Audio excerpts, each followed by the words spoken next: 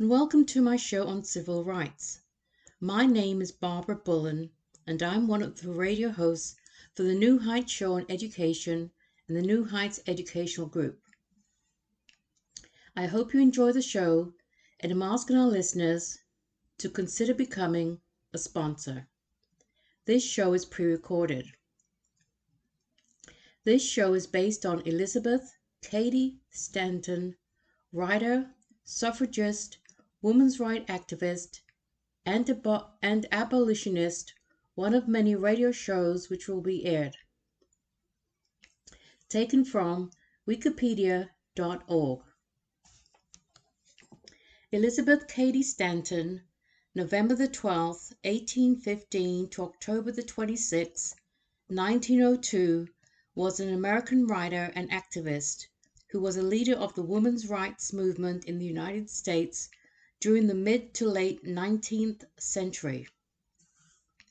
She was the main force behind the 1848 Seneca Falls Convention, the first convention to be called for the sole purpose of discussing women's rights, and was the primary author of its Declaration of Sentiments. Her demand for women's right to vote generated a controversy at the convention, but quickly became a central tenet of the women's movement. She was also active in other social reform activities, especially abolitionism. In 1851, she met Susan B. Anthony and formed a decades-long partnership that was crucial to the development of the women's rights movement. During the American Civil War, they established the Women's Loyal National League to campaign for the abolition of slavery, and they led it in the largest petition drive in United States history up to that time. They started a newspaper called The Revolution in 1868 to work for women's rights. After the war, Stanton and Anthony were the main organizers of the American Equal Rights Association, which campaigned for equal rights for both African Americans and women, especially the right of suffrage. When the 15th Amendment to the United States Constitution was introduced that would provide suffrage for black men only, they opposed it, insisting that suffrage should be extended to all African Americans and all women at the same time. Others in the movement supported the amendment, resulting in a split.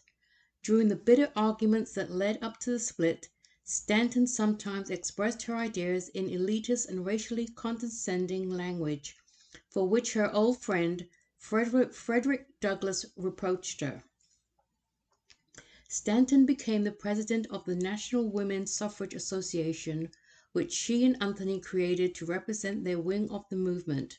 When the split was healed more than 20 years later, Stanton became the first president of the United Organization, the National American Women Suffrage Association. This was largely an honorary position. Stanton continued to work on a wide range of women's rights issues despite the organization's increasingly tight focus on women's right to vote. Stanton was the primary author of the first 3 volumes of The History of Women's Suffrage, a massive effort to record the history of the movement, focusing largely on her wing of it. She was also the primary author of the Women's Bible, a critical examination of the Bible that is based on the premise that its attitude towards women reflects prejudice from a less civilized age. Stanton received a better education than most women of her era. She attended Johnstown Academy in her hometown until the age of 15, the only girl in its advanced classes in mathematics and languages. She won second prize in the school's Greek competition and became a skilled debater. She enjoyed her years at the school and said she did not encounter any barriers there because of her sex. She was made sharply aware of society's low expectations for women when Eliza, her last surviving brother, died at the age of 20, just after graduating from Union College in Schenectady, New York. Her father and mother were incapacitated by grief. The 10-year-old Stanton tried to comfort her father, saying she would try to be all her brother had been. Her father said, "Oh, my daughter, I wish you were a boy." Stanton had many educational opportunities as a young child. The neighbor, Reverend Simon Hozak, taught her Greek and mathematics. Edward Bayard, her brother-in-law and Eliza's former classmate at Union College, taught her philosophy and horsemanship. Her father brought her law books to study so she could participate in debates with his law clerks at the dinner table. She wanted to go to college, but no colleges at that time accepted female students. Moreover, her father initially decided she did not need further education. He eventually agreed to enroll her in the Troy Female Seminary in Troy, New York, which was founded and run by Emma Willard. In her memoirs, Stanton said that during her student days in Troy, she was greatly disturbed by a 6-week religious revival conducted by Charles Grandison Finney, an evangelical preacher and central figure in the revivalist movement. His preaching, combined with the Calvinistic Presbyterianism of her childhood, terrified her with the possibility of her own damnation. Fear of judgment seized my soul. Visions of the lost haunted my dreams. Mental anguish prostrated my health. Stanton credited her father and brother-in-law with convincing her to disregard Finney's warnings. She said, "They took her on a 6-week trip to Niagara Falls, during which she read works of rational philosophers who restored her reason and sense of balance." Laurie D. Ginsburg, one of Stanton's biographers, says there are problems with the story. For one thing, Finney did not preach for 6 weeks in Troy while Stanton was there. Ginsburg suspects that Stanton embellished a childhood memory to underline her belief that women harm themselves by falling under the spell of religion. As a young woman, Stanton traveled often to the home of her cousin, Gerrit Smith, who also lived in upstate New York. His views were very different from those of her conservative father. Smith was an abolitionist and a member of the Secret Six, a group of men who financed John Brown's raid on Harper's Ferry in an effort to spark an armed uprising of enslaved African Americans. At Smith's home, she met Henry Brewster Stanton, a prominent abolitionist agent. Despite her father's reservations, the couple married in 1840, omitting the word "obey" from the marriage ceremony. Stanton later wrote, "I obstinately refused to obey one with whom I supposed I was entering into an equal relation." While uncommon, this practice was not unheard of. Quakers had been omitting "obey" from the marriage ceremony for some time. Stanton took her husband's surname as part of her own, signing herself Elizabeth Cady Stanton or E. Cady Stanton, but not Mrs. Henry B. Stanton. Soon after returning from their European honeymoon, the Stantons moved into the Cady household in Johnstown. Henry Stanton studied law under his father-in-law until 1843, when the Stantons moved to Boston, Chelsea, Massachusetts, where Henry joined a law firm. While living in Boston, Elizabeth enjoyed the social, political, and intellectual stimulation that came with a constant round of abolitionist gatherings. Here she was influenced by such people as Frederick Douglass, William Lord Garrison, and Ralph Waldo Emerson. In 1847, the Stantons moved to Seneca Falls, New York, in the Finger Lakes region. Their house, which is now a part of the Women's Rights National Historical Park, was purchased for them by Elizabeth's father. The couple had 7 children. At that time, childbearing was considered to be a subject that should be handled with great delicacy. Stanton took a different approach, raising a flag in front of her house after giving birth, a red flag for a boy and a white one for a girl. One of her daughters, Harriet Stanton Blatch, became, like her mother, a leader of the women's suffrage movement. Because of the spacing of their children's births, One historian has concluded that the Stantons must have used birth control methods. Stanton herself said her children were conceived by what she called voluntary motherhood. In an era when it was commonly held that a wife must submit to her husband's sexual demands, Stanton believed that women should have command over their sexual relationships and childbearing. She also said, however, that a healthy woman has as much passion as a man. Stanton encouraged both her sons and daughters to pursue a broad range of interests, activities, and learning. She was remembered by her daughter Margaret as being cheerful, sunny, and indulgent. She enjoyed motherhood and running a large household, but she found herself unsatisfied and even depressed by the lack of intellectual companionship and stimulation in Seneca Falls. During the 1850s, Henry's work as a lawyer and politician kept him away from home for nearly 10 months out of every year. This frustrated Elizabeth when the children were small because it made it difficult for her to travel. The pattern continued in later years, with husband and wife living apart more often than together, maintaining separate households for several years. Their marriage, which lasted 47 years, ended with Henry Stanton's death in 1887. Both Henry and Elizabeth were staunch abolitionists, but Henry, like Elizabeth's father, disagreed with the idea of female suffrage.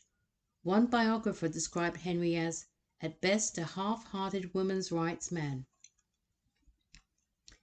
While on their honeymoon in England in 1840, the Stantons attended the World Anti-Slavery Convention in London. Elizabeth was appalled by the convention's male delegates who voted to prevent women from participating even if they had been appointed as delegates of their respective abolitionist societies. The men required the women to sit in a separate section, hidden by curtains from the convention's proceedings. William Lloyd Garrison, a prominent American abolitionist and supporter of women's rights, who arrived after the vote had been taken, refused to sit with the men and sat with the women instead. Lucretia Mott, a Quaker minister, abolitionist, and women's rights advocate, was one of the women who had been sent as a delegate. Although Mott was much older than Stanton, they quickly bonded in an enduring friendship with Stanton, eagerly learning from the more experienced activists. While in London, Stanton heard Mott preach in a Unitarian chapel. The first time Stanton had heard a woman give a sermon or even speak in public. Stanton later gave credit to this convention for focusing her interest on women's rights. An accumulation of experiences was having an effect on Stanton. The London Convention had been a turning point in her life. Her study of law books had convinced her that legal changes were necessary to overcome gender inequities. She had personal experience of the stultifying role of women as wives and housekeepers. She said, "The wearied, anxious look of the majority of women impressed me with a strong feeling that some active measures should be taken to remedy the wrongs of society in general and of women in particular." This knowledge, however, did not immediately lead to action. Relatively isolated from other social reformers and fully occupied with household duties, she was at a loss as to how she could engage in social reform. In the summer of 1848, Lucretia Mott traveled from Pennsylvania to attend a Quaker meeting near the Stantons' home. Stanton was invited to visit with Mott and 3 other progressive Quaker women.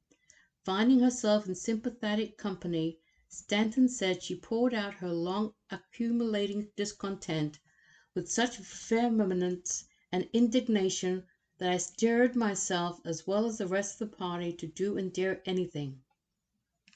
The gathered women agreed to organize a women's rights convention in Seneca Falls a few days later while Mott was still in the area. Stanton was the primary author of the convention's Declaration of Rights and Sentiments, which was modeled on the United States Declaration of Independence. Its list of grievances included the wrongful denial of women's right to vote, signaling Stanton's intent to generate a discussion of women's suffrage at the convention. This was a highly controversial idea at the time, but not an entirely new one. Her cousin Gerrit Smith, No stranger to radical ideas himself, had called for women's suffrage shortly before at the Liberty League convention in Buffalo. When Henry Stanton saw the inclusion of women's suffrage in the document, he told his wife that she was acting in a way that would turn the proceedings into a farce. Lucretia Mott, the main speaker, was also disturbed by the proposal. An estimated 300 women and men attended the two-day Seneca Falls Convention. In her first address to a large audience, Stanton explained the purpose of the gathering and the importance of women's rights. Following a speech by Mott, Stanton read the Declaration of Sentiments, which the attendants were invited to sign. Next came the resolutions, all of which the convention adopted unanimously except for the ninth, which read, "It is the duty of the women of this country to secure to themselves the sacred right of the elective franchise." Following a vigorous debate, this resolution was adopted only after Frederick Douglass, an abolitionist leader who had formerly been enslaved, gave it his strong support. Stanton's sister Harriet attended the convention and signed its Declaration of Sentiments. Her husband, however, made her remove her signature. Although this was a local convention organized on short notice, its controversial nature ensured that it was widely noted in the press, with articles appearing in newspapers in New York City, Philadelphia, and many other places. The Seneca Falls Convention is now recognized as an historic event, the first convention to be called for the purpose of discussing women's rights. The convention's Declaration of Sentiments became the single most important factor in spreading news of the women's rights movement around the country in 1848 and into the future. According to Judith Wellman, a historian of the convention initiated the use of women's rights conventions as organizing tools for the early women's movement. By the time of the Second National Women's Rights Convention in 1851, the demand for women's right to vote had become a central tenet of the United States women's rights movement.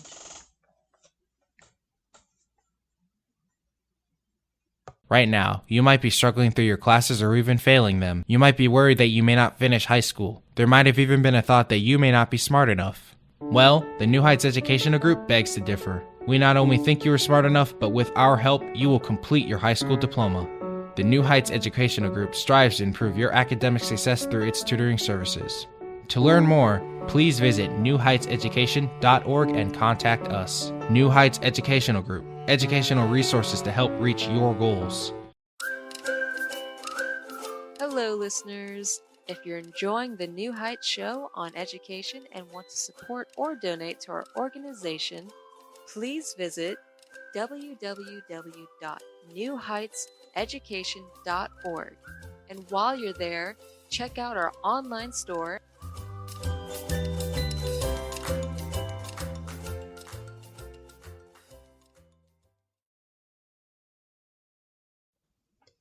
Welcome back to the New Heights Show on Education. My name is Barbara Bullen, and I'm the radio host for this show. This show is pre-recorded and focuses on the history of civil rights. The continuation of the first segment of the show on Elizabeth Cady Stanton will continue. A Rochester Women's Rights Convention was held in Rochester, New York, 2 weeks later, organized by local women who had attended the one in Seneca Falls. Both Stanton and Mott spoke at this convention. The convention in Seneca Falls had been chaired by James Mott, the husband of Lucretia Mott. The Rochester Convention was chaired by a woman, Abigail Bush, another historic first. Many people were disturbed by the idea of a woman chairing a convention of both men and women. How, for example, might people react if a woman ruled a man out of order? Stanton herself spoke in opposition to the election of a woman as the chair of this convention, although she later acknowledged her mistake and apologized for her action. When the first National Women's Rights Convention was organized in 1850, Stanton was unable to attend because she was pregnant. Instead, she sent a letter to the convention entitled, "Should Women Hold Office?" that outlined the movement's goals. The letter emphatically endorsed women's right to hold office, stating that women might have a purifying, elevating, softening influence on the political experiment of our republic. Thereafter, it became a tradition to open National Women's Rights Convention with a letter by Stanton, who did not participate in person in a national convention until 1860. While visiting Seneca Falls in 1851, Susan B. Anthony was introduced to Stanton by Amelia Bloomer, a mutual friend and a supporter of women's rights. Anthony, who was 5 years younger than Stanton, came from a Quaker family that was active in reform movements. Anthony and Stanton soon became close friends and co-workers, forming a relationship that was a turning point in their lives and of great importance to the women's movement. The two women had complementary skills. Anthony excelled at organizing, while Stanton had an aptitude for intellectual matters and writing. Stanton later said, "In writing, we did better work together than either could alone. While she is slow and analytical in composition, I am rapid and synthetic. I am the better writer, she the better critic." Anthony deferred to Stanton in many ways throughout their years of work together, not accepting an office in any organization that would place her above Stanton. In their letters, they referred to one another as Susan and Mrs. Stanton. Because Stanton was homebound with 7 children, while Anthony was unmarried and free to travel, Anthony assisted Stanton by supervising her children while Stanton wrote. Among other things, this allowed Stanton to write speeches for Anthony to give. One of Anthony's biographers said, "Susan became one of the family and was almost another mother to Mrs. Stanton's children." One of Stanton's biographers said, "Stanton provided the ideas, rhetoric, and strategy. Anthony delivered the speeches, circulated petitions, and rented the halls. Anthony prodded, and Stanton produced." Stanton's husband said, "Susan stirred the puddings, Elizabeth stirred up Susan, and then Susan stirs up the world." Stanton herself said, "I forged the thunderbolts, she fired them." By 1854, Anthony and Stanton had perfected a collaboration that made the New York State movement the most sophisticated in the country, according to Anne D. Gordon, a professor of women's history. After the Stantons moved from Seneca Falls to New York City in 1861, a room was set aside for Anthony in every house they lived in. One of Stanton's biographers estimated that over her lifetime, Stanton spent more time with Anthony than with any other adult, including her own husband. In December 1865, Stanton and Anthony submitted the first women's suffrage petition directed to Congress during the drafting of the 14th Amendment. The women challenged the use of the word "male" in the version submitted to the states for ratification. When Congress failed to remove the language, Stanton announced her candidacy as the first woman to run for Congress in October 1866. She ran as an independent and secured only 24 votes, but her candidacy sparked conversations surrounding women's office holdings separate from suffrage. In December 1872, Stanton and Anthony each wrote New Departure memorials to Congress and were invited to read their memorials to the Senate Judiciary Committee. This further brought women's suffrage and office holding to the forefront of Congress's agenda, even though the New Departure agenda was ultimately rejected. The relationship was not without its strains, especially as Anthony could not match Stanton's charm and charisma. In 1871, Anthony said, "Whoever goes into a parlor or before an audience with that woman does it at the cost of a fearful overshadowing, a price which I have paid for the last 10 years, and that cheerfully, because I felt that our cause was most profited by her being seen and heard, and my best work was making the way clear for her. Excessive consumption of alcohol was a severe social problem during this period, one that began to diminish only in the 1850s. Many activists considered temperance to be a women's rights issue because of laws that gave husbands complete control of the family and its finances.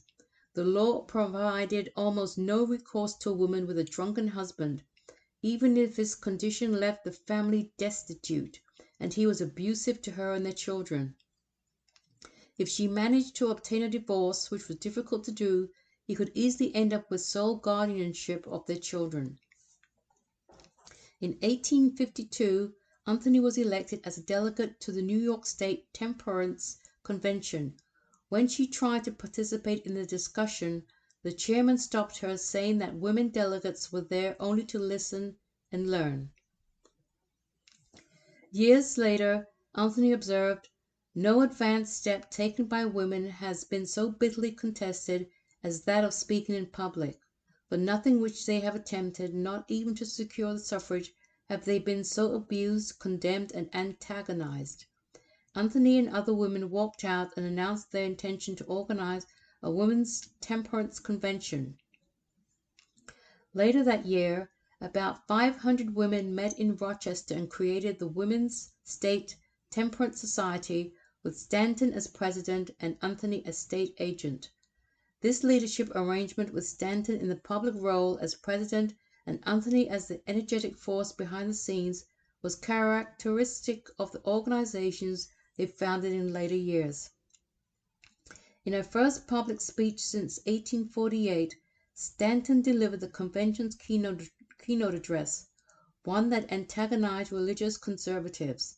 She called for drunkenness to be legal grounds for divorce, at a time when many conservatives opposed divorce for any reason. She appealed for wives of drunkard husbands to take control of their marital relations, saying, "Let no woman remain in relation of wife with a confirmed drunkard. Let no drunkard be the father of her children."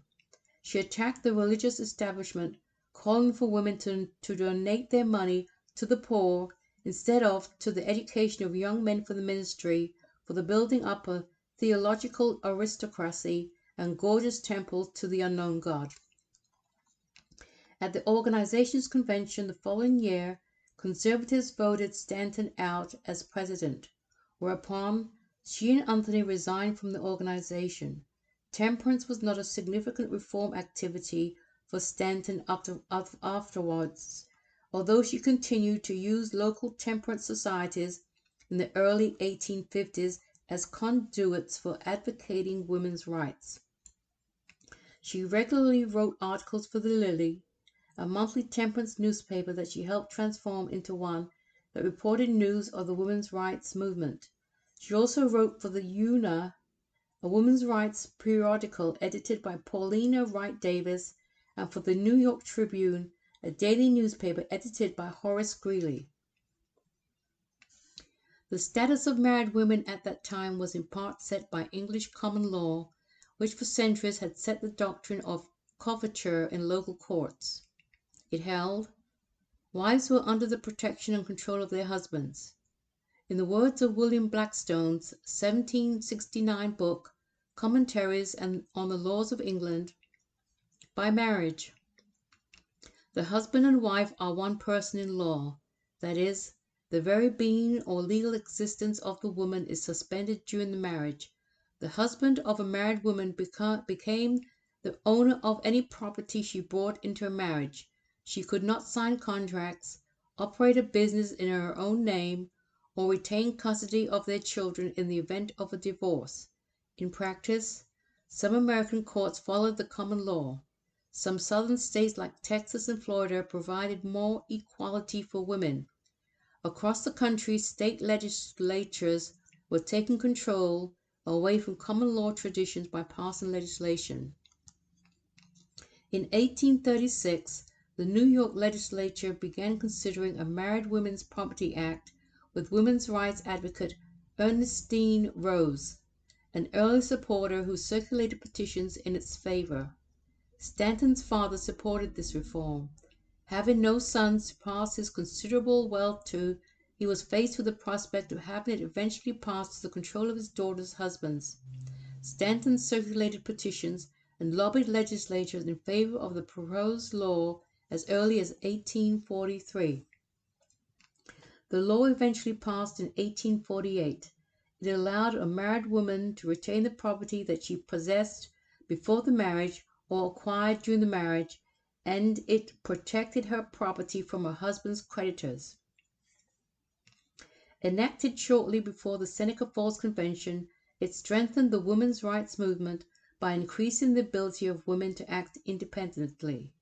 By weakening the traditional belief that husbands spoke for their wives, it assisted many of the reforms that Stanton championed, such as the right of women to speak in public and to vote. In 1853, Susan B. Anthony organized a petition campaign in New York State for an improved property rights law for married women.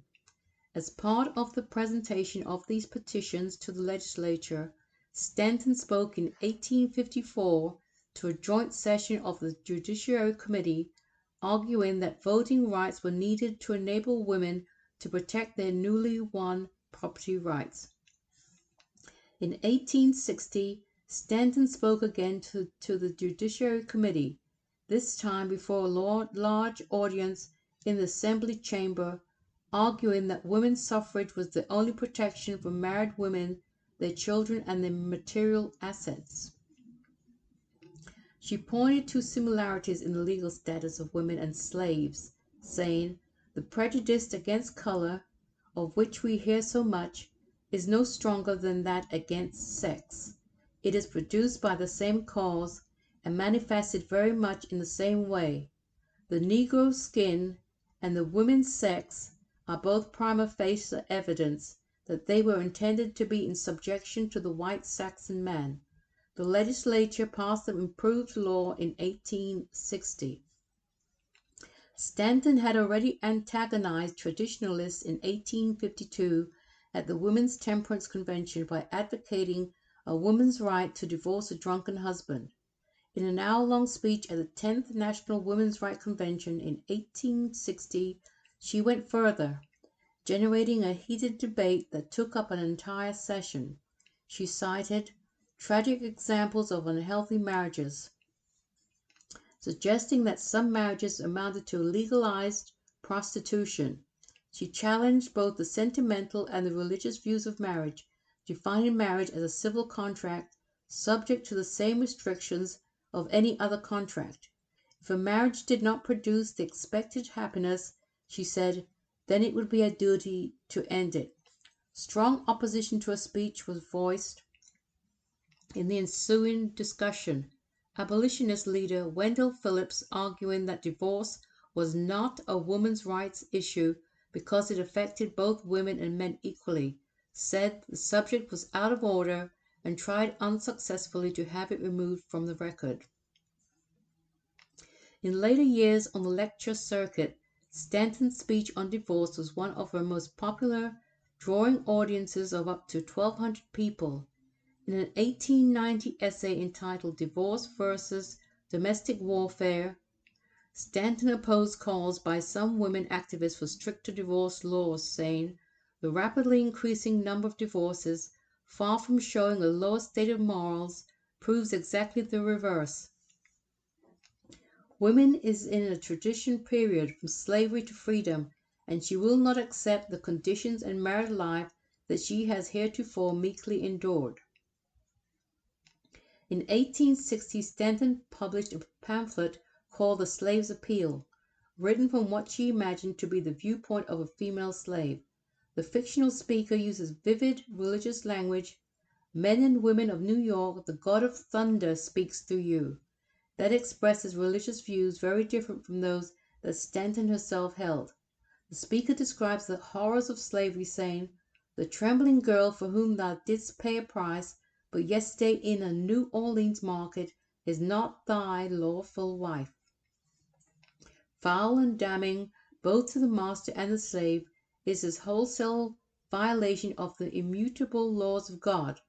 The pamphlet calls for defiance of the Federal Fugitive Slave Act, and it included petitions to be used for opposing the practice of hunting escaped slaves. In 1861, Anthony organized a tour of abolitionist lecturers in upstate New York that included Stanton and several other speakers. The tour began in January, just after South Carolina had seceded from the Union, but before other states had seceded and before the outbreak of war. In her speech, Stanton said that South Carolina was like a willful son whose behavior jeopardized the whole family, and that the best course of action was to let it succeed. The lecture meetings were repeatedly disrupted by mobs, operating under the belief that abolitionist activity was causing Southern states to succeed. Stanton was not able to participate in some of the lectures because she had to return home to her children. At her husband's urging, she left the lecture tour because of the persistent threat of violence. In 1863, Anthony moved into the Stanton's house in New York City, and the two women began organizing the Women's Loyal National League to campaign for an amendment to the United States Constitution that would abolish slavery.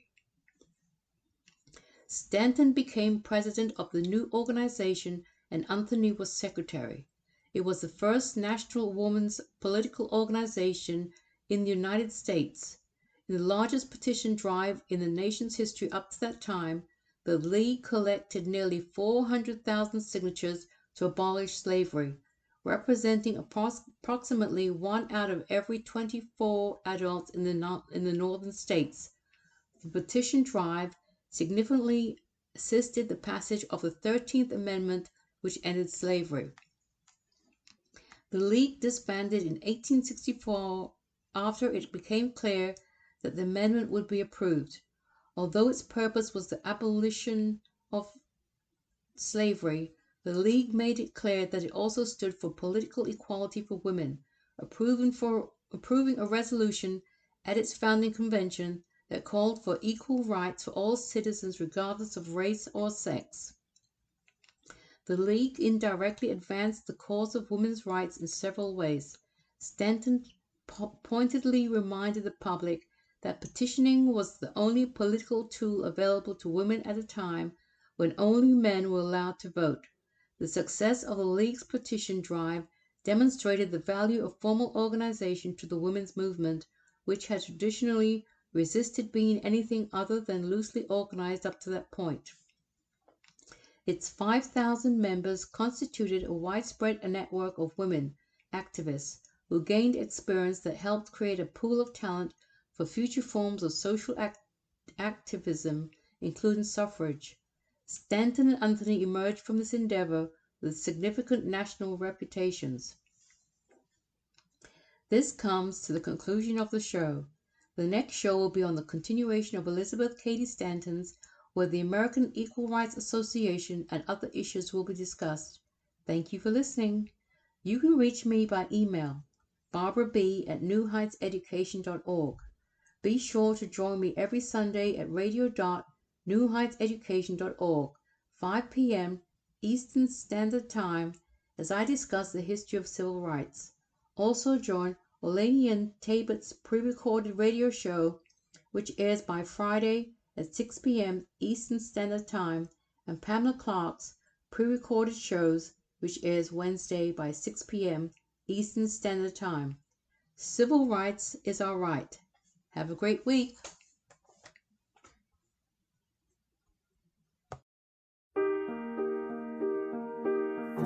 We hope you enjoyed today's show. Don't forget to rate us and follow us on your podcast player. Check out our show page, radio.newheightseducation.org, for monthly announcements and other happenings.